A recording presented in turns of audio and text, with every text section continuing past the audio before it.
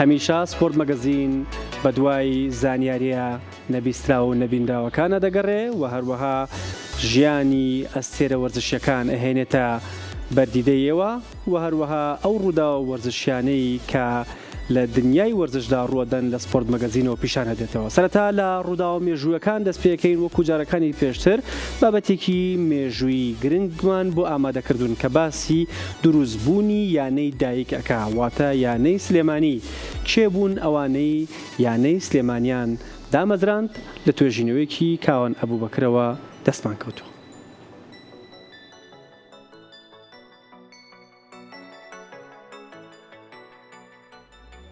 ڕۆژی 3 نۆی 1956 ژمارەیەک لە وەرزشکار و مامۆستا و پارێزەر و کاسبکاری شاری سلێمانی واژۆی دامەزراندنی یانەی سلێمانی دەکەن و داواکەیان ئاراستەی وەزارەتی ناوخۆی عێراق دەکەن. ئەو بەڕێزانە پێکهاتوون لە ساڵح عەلی چاودێری وەرزش لە بەڕێوەبەرایەتی زانیاری، خەلیل ئیبراهیم مەئموری ئیملاکی سلێمانی، سعید شەفیق مامۆستای وەرزش، ئەحمەد زرنگ پارێزەر، عەزیز محەممەد مامۆستای وەرزش و عومەر محەممەد مامۆستای وەرزش لەگەڵ دیکران ئەلئەسکەندەریان ڕادیۆفرۆش، ئیسماعیل عەبدولوەفا خاوەنی کۆگای پرشنگ و حەسەنڕەشی بەرگدر و نامی قەزازی پارێزەر. دوای 2 هەفتە وەزارەتی ناوخۆی عێراق بە نووسراوی ژمارە 12360 لە ڕۆژی 7 نۆی 1956 مۆڵەتی دامەزراندنی یانەی وەرزشی سلێمانی ئەدات و ڕێگایانەدا کارەکانی خۆیان بکەن. گۆڤاری ڕۆژی نوێ کە گۆڤارێکی ئەدەبی سیاسی کۆمەڵایەتی بوو جەمال شاڵی خاوەن و سەرنووسەری بووە لە یەکەم ژمارەی خۆیدا کە لە نیسانی 1960دا دەرچووە. 6 پرسیاران ئاراستەی یانەکە کردو و عەلی ئەحمەد تەها سکرتێری یانەی وەرزشی سلێمانی ئەو کاتە وەڵامی پرسیارەکانی داونەتەوە لە ژێر ناوی وەرزش لە گۆڤارەکەدا بڵاوکراوەتەوە.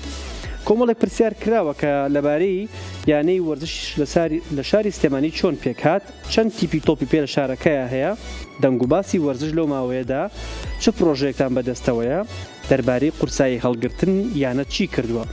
تا ئەمڕۆ چەند یاری تۆپی پێ لەگەڵ تیپی تۆپی پێ شوێنانداکرا و ئەنجامی یاریەکان چۆن بوون. ئەوە پرسیارەکان بوون کە بۆ گۆڤاری ڕۆژێکی نوێ ئامادەکراوە. لە وەڵامەکەشدا دەڵێ دامەزراندنی یانەی سلێمانی کە ئیمزان لەسەر کردووە لە 3 نۆی 1956 ئەو ناوە نەبوون کە پێشتر ئاماژەمان پێیە.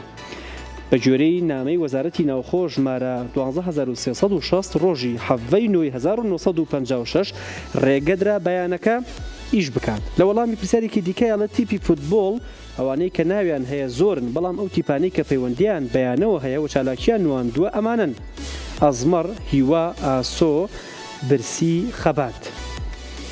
کۆمەڵێک وەڵامی دیکەشی تایە کە دەڵێ تا ئەمڕۆ یانەی وەرزشی سلێمانی گەلێ یاری فوتبۆڵی کردو کە تیاندا 77 گۆڵی کردو، 56 گۆڵی لێکرا و 12 یاری بردوتەوە و 8 یاری دۆڕاندوو لە 5 یاریشدا وەک یەک بووە.